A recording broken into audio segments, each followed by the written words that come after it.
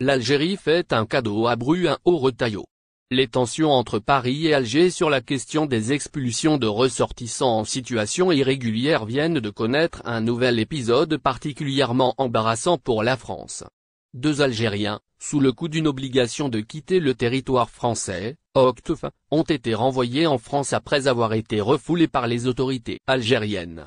Pourtant, ces deux hommes disposaient d'un passeport algérien en cours de validité. Ce rejet marque une nouvelle démonstration de la fermeté de l'Algérie, qui exige du ministre de l'Intérieur français Bruin-au-Retailleau le respect strict des procédures diplomatiques pour tout renvoi de ses citoyens. Le premier cas concerne, selon Abdelhak B., né le 1er octobre 1993 à Soukhara, placé en rétention administrative au CRA de Perpignan en février 2025, il faisait l'objet d'une OQTF en raison de troubles à l'ordre public.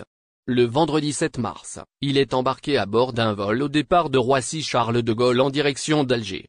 À son arrivée, les autorités algériennes refusent son admission sur le territoire, au motif que la France n'a pas sollicité de laissez-passer consulaire.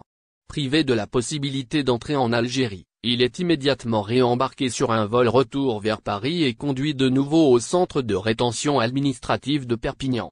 Un scénario similaire s'est répété quelques jours plus tard. Le lundi 10 mars, Zinedine K., né le 5 février 1991 à Constantine, arrive à Alger à 15h15 à bord d'un vol Transavia en provenance de Toulouse. Cet homme, sous OQTF avec interdiction de retour en France pendant 18 mois, était en rétention au CRA de Perpignan depuis le 24 février 2025. Une fois encore, l'Algérie refuse d'accueillir son ressortissant, invoquant l'absence de laissez-passer consulaire. Il est alors contraint de reprendre un vol en direction de la France, atterrissant à Marseille, où il est placé sous la responsabilité des forces de l'ordre et transféré au CRA de la cité phocéenne. Ces deux incidents mettent en lumière un problème récurrent pour la France, l'impossibilité de mener à bien certaines expulsions sans l'aval des autorités algériennes.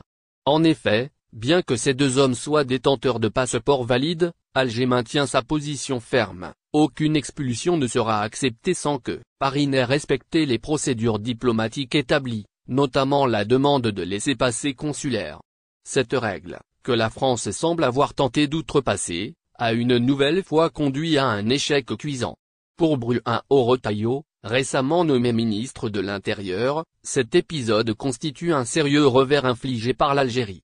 Engagé à durcir la politique migratoire et à accélérer les expulsions de délinquants étrangers, il se retrouve confronté à une impasse diplomatique qui met en évidence les limites des moyens mis en œuvre par l'État français. La volonté politique de renforcer les expulsions se heurte aux réalités administratives et aux exigences des pays d'origine, notamment celle de l'Algérie, qui ne compte pas céder sur ce dossier sensible. Ce double refoulement s'ajoute à une longue liste d'expulsions avortées ces derniers mois.